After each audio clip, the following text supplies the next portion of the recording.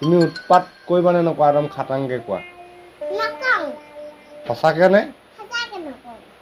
যদি কৰা তেতিয়া ধাই ধাইকে পিটিম উৎপাত কৰিবা তুমি আৰু গোটেই মানুহখিনিয়ে যদি মোক বেয়া বুলি কয় তেতিয়া মোৰ বেয়া লাগিব নাই সেইকাৰণে তোমাক নিনো ফলাখৰি লৈ ল'ম আকৌ মই তেতিয়া হয় নি